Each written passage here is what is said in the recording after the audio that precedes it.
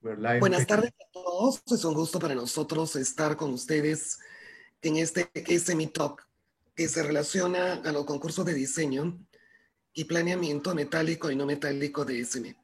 En lo que queremos y tenemos toda la intención de tener un gran grupo en Latinoamérica, que sean muchos participantes. Y nos comenta Mona que ya tienen grupo de Estados Unidos, de Turquía, de Europa, un grupo también de Latinoamérica. O sea que chicos, hagan toda la pregunta que necesiten para que puedan participar y salir siempre adelante. Voy a tener el gusto, ahora cambio el inglés. I'm very happy to introduce Mrs. Mona Vandervoort. She is the Education Coordinator. I'll do it in Spanish. Yeah. Le voy a presentar a la señora Mona Vandervoort. Todos ustedes han escuchado hablar muchísimo de ella. Ella es la coordinadora de educación de SM en Denver. Y es la persona que ha enfocado muchísimo para el concurso de diseño metálico pueda realizarse. Y hemos pensado que sería espectacular tenerla con nosotros, le va a conversar del tema. Y Mona es una persona muy, muy querida por todos los estudiantes, por nosotros. Entonces le doy el paso. Dear Mona, your words is all yours. Good evening, everyone. Thank you for joining us. We would like to give you a lot of information and insight on our competitions, the SME and SSGA Student Design Competition and the Metallic Student Design Competition. I guess we're kind of blessed during COVID that the competition can still go virtual, and that way it'll allow more participants from international, and there'll be no travel expense and anything like this. So it'll be a fair playing ground for everyone. This year we're introducing the Metallic Student Design Competition, and it's going to be, the competition is sponsored by Rio Tinto. They're going to sponsor it for the next 3 years. It'll be more of the metallic competition, and let's see, this is the first year we're launching it, and we're pretty excited. We're hoping everyone will get a team together. We'd like you to have a team for both design competitions. I think it'll be interesting. It's going to be quite challenging for the staff as well, because we're trying to figure out phase 2, how we're going to do presentations. And I think it's going to be very beneficial to everyone.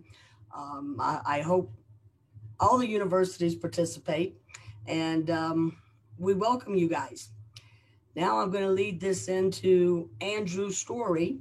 Andrew participated in NSSGA his final 2 years at Virginia Tech, if I'm not mistaken, and he has been on the committee. He is chair of the committee now, and he's done a superb job. Andrew? Thank you, Mona. Hola, ¿cómo estás? Thank you for joining tonight and being interested in the student design competitions. Like Mona said, I am the committee chair for the NSSGA aggregate design competition, and want to tell you a little bit about that one, and we'll take questions at the end. So I will go through some information, and then please think of any questions, and we'll ask those at the end. Next slide, please, Renata.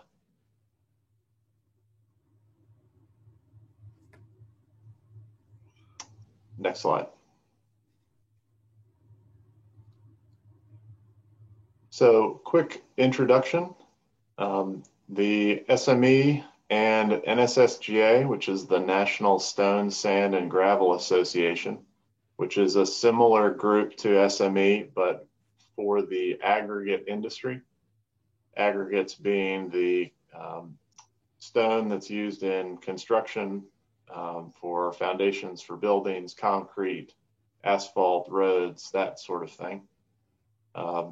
There was a group partnership between SME and NSSGA that in 2004 began the student design competition. So this is the 17th year that we'll be holding it. which is very exciting. It has changed some over the years, and we've adapted and continued to make it better. But at its core is still something that's a pretty unique opportunity for students to learn, practice your skills, practice what you're learning in school, in a real setting with real data, and interact with the industry in a pretty unique way. So the competition consists of two phases. One done at your school in this time of year. The second phase is typically at the SME annual conference in February, but like Mona said, this year will be virtual. For a little history, approximately 1,000 students have participated in the NSSGA competition over the years. We've had 26 different schools from 6 countries, including a couple in South America, Colombia and Peru, as well as 4 continents, South America, North America, Asia, and Europe. Next slide, please. So the original and continuing purpose of the aggregate design competition, like I said, is to provide that unique opportunity to build relationships with peers, other students, as well as interact with the aggregate industry. Our goals are to provide exposure to the industry and the role that mining engineers play, what work that is asked for in the competition, the challenges and problems are intended to recreate challenges and issues that you would face and be asked to solve in your career, in your future job. The method we do that, like I said, is the competition. And we make sure to keep that very focused on the industry and continue to put design challenges in it that are current challenge that the industry is facing. And also the third goal is to act as that networking connection, that conduit for learning, for knowledge sharing, education, as well as job opportunities, internships, that type of thing. Next slide, please.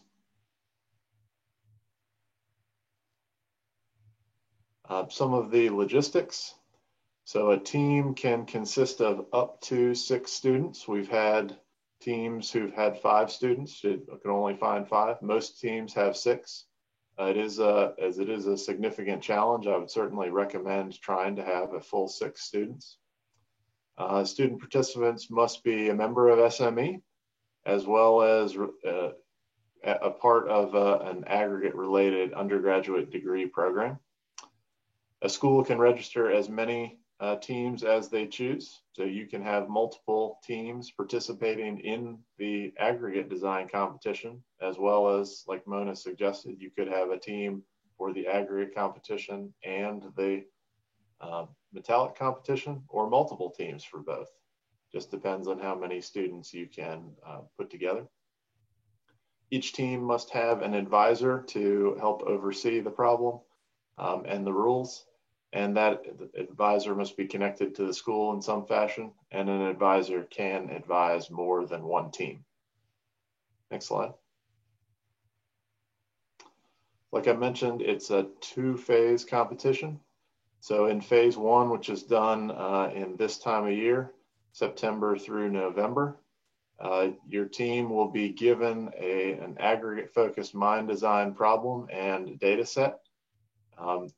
And be asked for a feasibility report addressing a variety of requests. Those requests vary year to year depending on the site data that is donated by industry. So some years we've had sites where it's been a greenfield design, so starting from scratch. Some years we've had existing mines where the problem has been centered around optimizing or solving some existing problem. We've had underground aggregate mines. We've done hard surface, granite, limestone, natural sand, and gravel. So we've tried to change the problem every year so it's new and interesting. as well as expose students to the many facets, many sides of the aggregate industry. Typically, though, each problem will have geologic work to come up with a reserve estimate, short and long-term mine plans, a site use plan for where you're going to locate the pit or waste storage, the facilities, the traffic pattern, all that, as well as the plant design or plant improvement, and the economic feasibility. And there are other site-specific challenges that we incorporate year to year. So each team for this phase one will have a 4-week time period from receiving the problem to return your feasibility report. Within that time period, that 4 weeks, each member of the team can work up to 35 hours on the problem. So that's each team member gets 35 hours. You don't have to work at the same time. You can work individually, independently, as long as you're tallying up your hours and keeping track of that. We also require that you don't get outside advice or direction from professors, from other students, from industry contacts you have. The purpose of this is to challenge yourself and do the work on your own to build some of that self-reliant skill set and not get direction from others. So to transition, once phase one is complete, and we'll get to the date for that for this year, but it's generally the end of November. All the reports are combined and given to a panel of 6 industry judges, so volunteers from industry of different backgrounds, but related to the aggregate industry, will score each report. The top 6 teams have then been invited back to compete in phase 2 at the SME annual conference. This year, again, it will be virtual, and we're still figuring out what that looks like. But we are still trying to do it this year and will be doing it. At phase 2, teams are given an additional work period with additional site data or design requests, and allowed to improve their phase 1 designs based on judge feedback. We also plan a judge feedback session during phase 2. And then at the end of the culmination of phase 2 is a final presentation, oral presentation of your designs to the judges as if you were presenting to a board of directors or company leadership. And then the combined score from phases 1 and 2 determines the winner.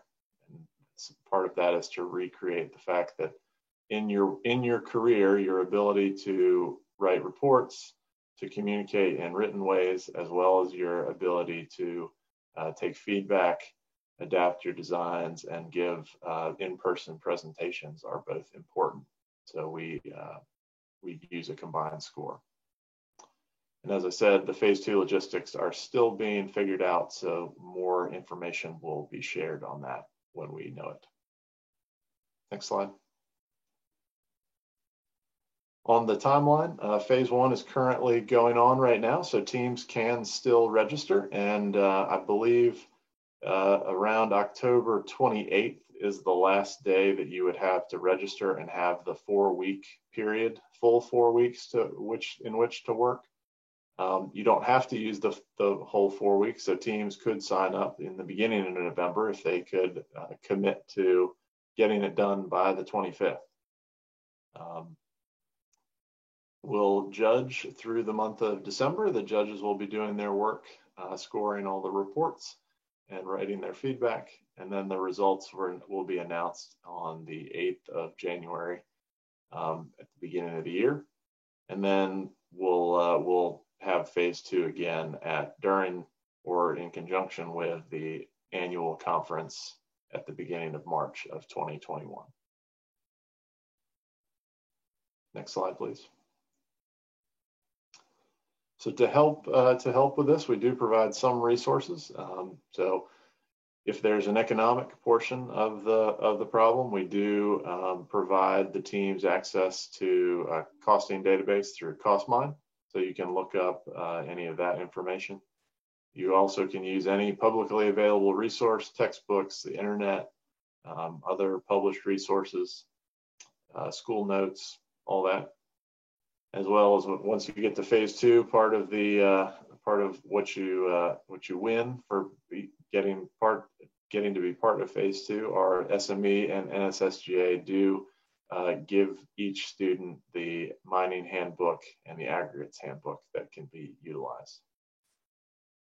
And we also encourage teams and students to reach out to industry connections for other resources as needed. Oftentimes, companies are more than happy to share resources they have, like manuals of equipment or guides for equipment with students, as well as many software companies often provide free student licenses.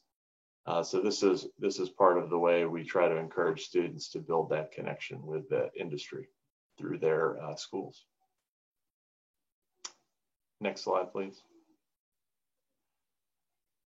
So more than just bragging rights, we do have prizes for the winning schools. So first place, the team gets to split $2,000 US. There's a plaque for the school and a hard copy set of the CostMine handbooks for the university.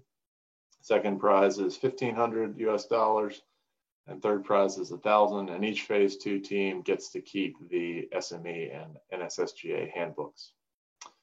But more than that, it's not just about the prizes. The biggest benefit, and I can share this from, like Mona said, having participated in the competition twice as a student, the experience and resume building that you get from doing the competition is really incredible. It's a challenge that you get to use what you're learning in school in a way that isn't replicated in school, at least not most of the universities that I'm familiar with.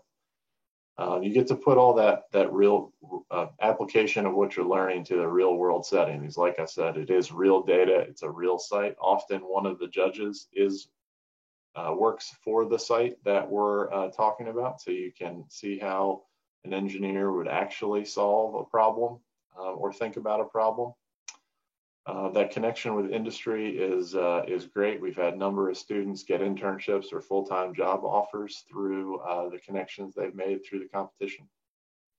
And just a great way to challenge yourself and grow as an engineer. So certainly some great benefits for doing it, even if you don't end up winning. I encourage you to consider that. I think that's all I had on the SME NSSGA aggregate student design competition. I think we'll transition now to the metallic competition, which is modeled after the NSSGA competition. So a lot of the logistics are very similar because we found that works pretty well. But I don't know, Mona, were you going to speak to that one? There we go. Well, I think you were doing a great job. The Rio Tinto metallic student design competition is modeled after Andrew's expertise. The prizes will be the same. It's just a different type of problem you'll be working on. It won't be an aggregate. You know, same guidelines Andrew explained for the NSSGA. I don't know, Andrew, I think you covered everything pretty well. With the same prizes, same 6-member teams, up to 6 members. And yes, we strongly suggest 6 people. Having that extra 35-hour contribution is important. And unless I'm trying to think of something Andrew didn't cover, but I think you had everything. Yeah, I think the key is that the key difference between the two, remember, is that the NSSGA one is aggregate focused, So the end use of that product would be concrete, sand and gravel, for construction material, asphalt, those type of things. The metallic competition is hard rock metal mining, doing some mine planning there with, from what I understand, more of a focus on the processing, metallurgical processing side of things. That's not my area of expertise. So unfortunately, the committee chair, Nick, couldn't join tonight. So I'll speak for him a little bit. But I think the one distinction, if you, Renata, could go back to the phase one slide, go forward to the phase one slide. I'm sorry, the other direction.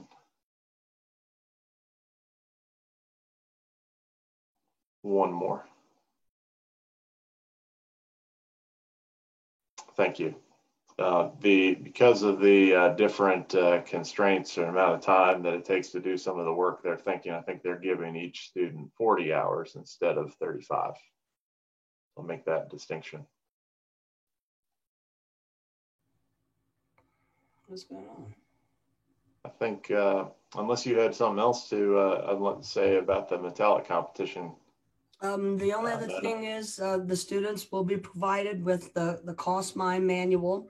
They'll have 2 separate licensures, keys for licenses that they'll be available. And phase one, they'll have an instruction sheet with phase one. And METSIM is also going to provide a YouTube training on their software for the students that are not familiar with it. So hoping to have everyone prepared. And yeah, we went with the 40 hours because we weren't familiar with that and you know, what the students would, you know, how much help they would have or whatever, being the first competition. Okay. Yep, Hexagon Mine, Plan 3D, and METSIM process software. Yeah, so that will all be provided in first, it's like with NSSGA, the first place team, 2,000, second 1,500, third 1,000. First team gets the, you know, each first, second, third gets the plaque. First place gets to keep the cost mine for their university, as well as whatever other materials they have, except the licenses. Yep, that's, I don't know, Andrew, I think you covered everything, bud. Yep, we have the same resume builder, access to training, great opportunity for internships and to really get yourself in front of the face of industry professionals. Yeah, I've heard nothing but rave reviews. I've never participated in one, but I've had nothing but rave reviews from the students who have participated, and they say they carry this experience with them through their career. So, yes, we're looking forward to seeing you guys out there. Andrew, I'm going to turn it back to you, buddy, because I'm at an end.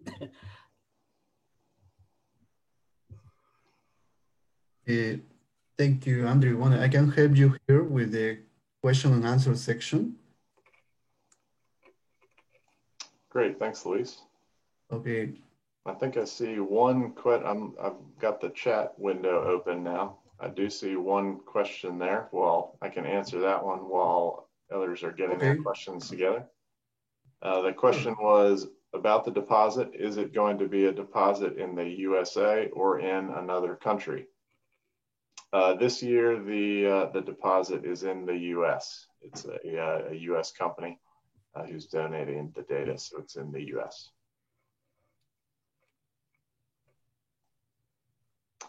So I guess, Luis, for other questions, should the attendees type it into the chat or can they speak? They can speak. They can also write the question on the chat box.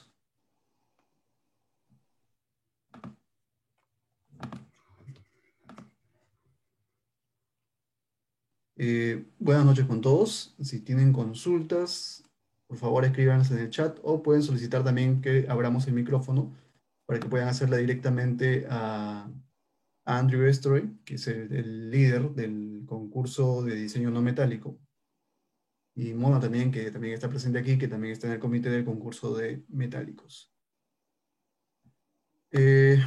Ok, gracias, Hulbert. Andrew, there is Hulbert Arisaka. He says, do you expect that we design the plant processes? Sometimes, yes. Sometimes the problem asks for a brand new aggregate plant design. Sometimes the aggregate plant is existing and the problem asks for changes or improvements to the plant design.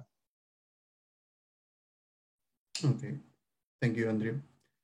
Jesús Vázquez Ayala, de la Universidad Autónoma de México, pregunta, will the metallic student design competition be focused solely on mining and metallurgy, or geology will also be required? I don't have the answer to that one. Yeah. Jesús. I think this year is going to be a copper problem. I'm not exactly sure. I wish Nick was here. Yeah, I know that there is a... Jesús, I will respond in Spanish. Hay una parte que va a hacer desarrollar el modelo de bloques, la vida de la mina, tal vez el método de minado a elegir, y eso está dentro pues del parte de geología porque se va a entregar la información de los taladros, ¿no? Y las leyes. Entonces sí, de todas maneras está intrínsecamente relacionado.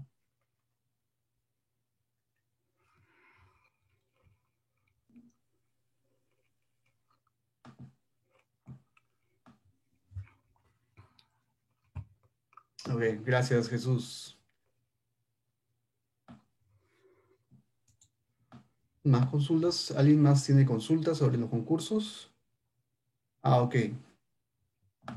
Tenemos dos preguntas. Andrew, can you mention something about the 35 hours per student that is allowed to work on the problem statement?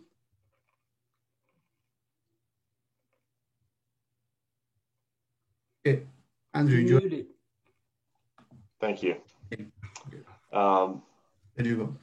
The 35 hours, we have designed the problem statement so that the work can be accomplished by 5 to 6 students working for the 35 hours on the problem.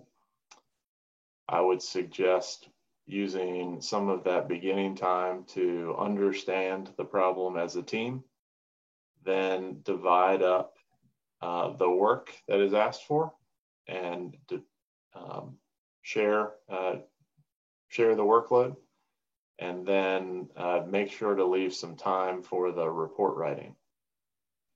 But that 35 hours can be used for whatever purposes each student wants if it's working on the problem. And some of the reason for the 35-hour limit is to replicate the fact that in your career, you will not have unlimited time to work. And there are deadlines that we have to prioritize our work to meet a deadline. Okay, thank you, Andrew. We have another question from Alex Falcon. Is the scope of study conceptual, pre-feasibility, or feasibility? The level of study. Metallic competition. Well, Alex, puedes hacer la consulta directamente. Ahí está el correo. A Nick. Hasta donde yo sé es un... Sería conceptual, Alex Falcón. Mayor información puedes dirigir directamente a Nick, ahí está el correo, lo he puesto en el chat. Muchas gracias. Hay otra pregunta de Christopher Palacios.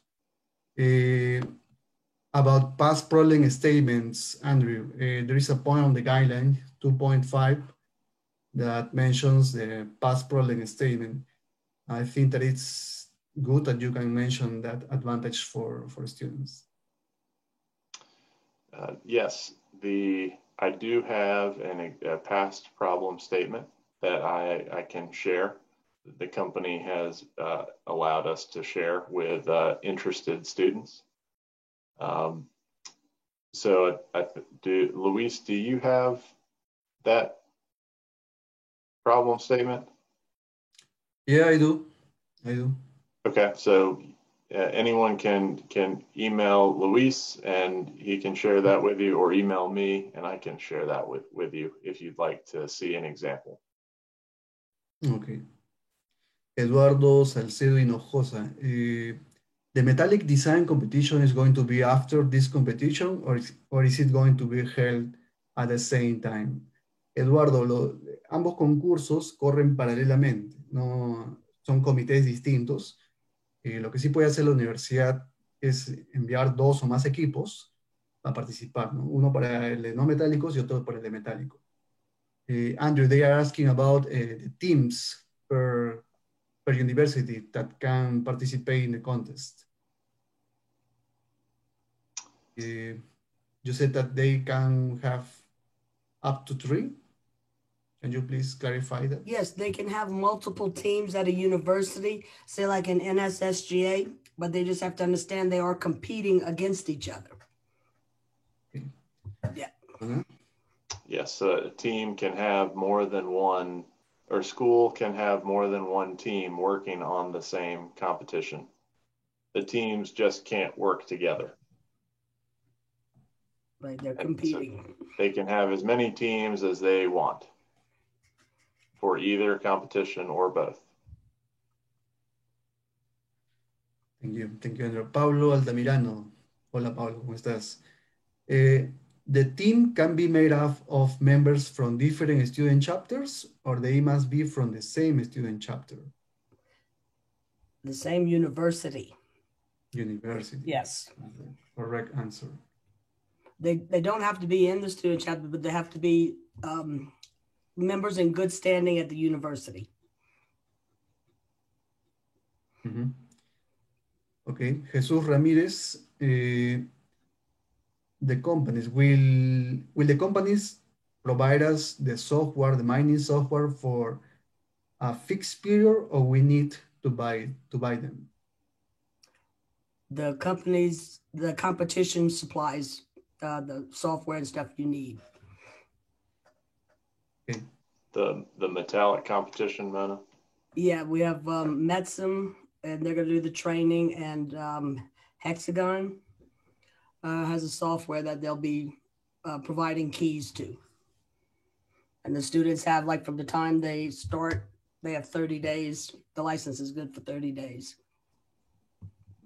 The aggregate competition, NSSGA competition, is a little different. We aren't able to provide the mine design software. So if your school does not have, but there's no requirement of which type of software to use. If your school does not have access to any mine design software, I have contacts at some of the major software companies, and they will usually give a student license for a period of time to schools for free. Okay, thank you, Andrew. Thank you, Mona. Juan Francisco Cabrera. Good evening with everyone. Could you explain where can I download the database block models for phase 1? Juan Francisco, buenas noches. Como mencionamos, solo hay disponibles en este momento información para el concurso de agregados de problemas pasados del año 2014 que servirían como una referencia, ¿no? Los problemas, la información que va a ser para el concurso de este año es diferente. Voy a enviar un correo ahí estoy dejando en el chat, Andrew Story, o también a mi persona que también.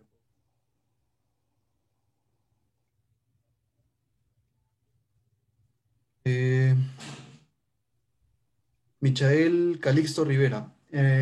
In case a member of the team has a problem, could it be changed for another member during the contest? Good question. Yes, if a student must drop off the team, another student can take their place. If it is in phase one, that student can only have the hours that are remaining that the first student did not use of the 35. The new student won't get a brand new 35-hour time period, but you can replace a student in phase one or before phase two. It just has to be approved by the committee, and they have to meet the eligibility requirements, being a member in good standing, just like everybody else. Okay.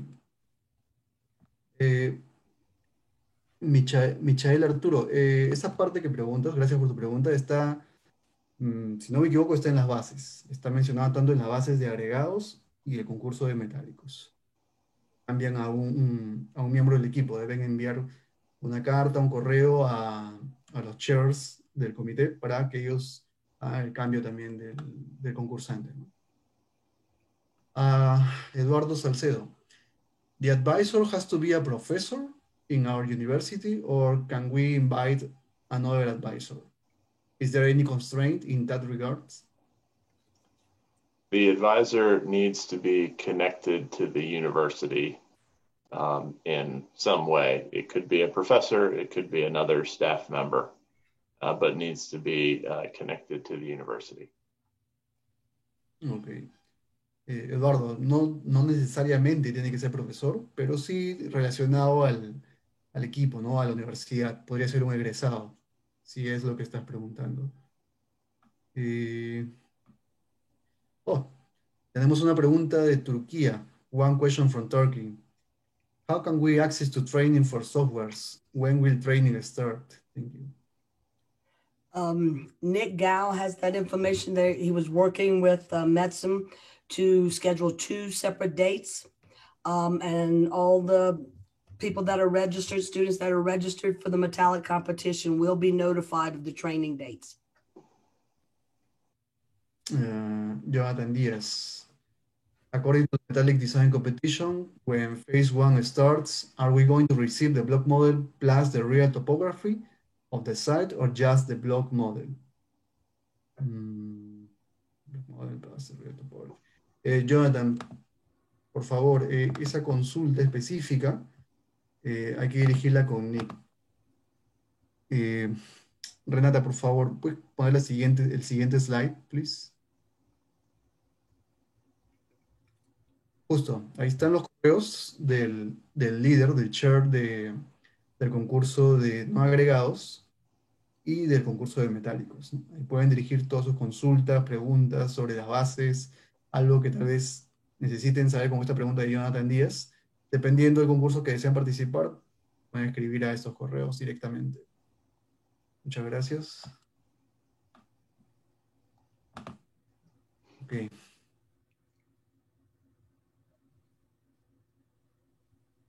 No hay más preguntas.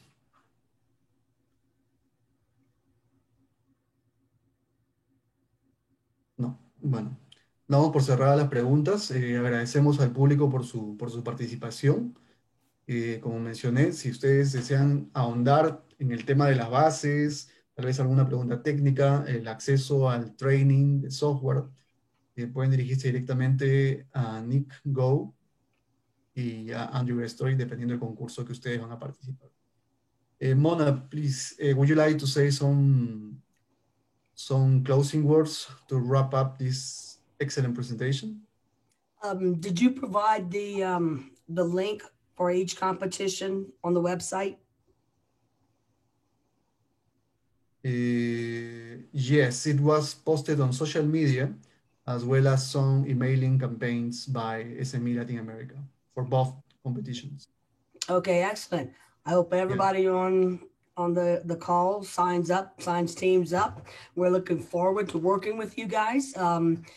This is going to be a huge opportunity because normally this competition is in person, but like I said, a silver lining in COVID, we get to do it virtually, and a lot more international teams will be able to participate. If you have any questions, please contact Andrew, Nick Gao, Luis, or myself, Marissa and Marissa. We'll be happy to answer any questions that we can. If we don't have the answer, I'll find it. Okay, thank you, Mona. Andrew, some closing words, please. Sure. Thank you.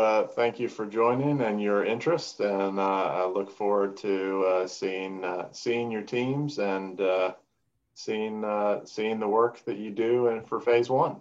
Good luck. Yes, good luck, everyone.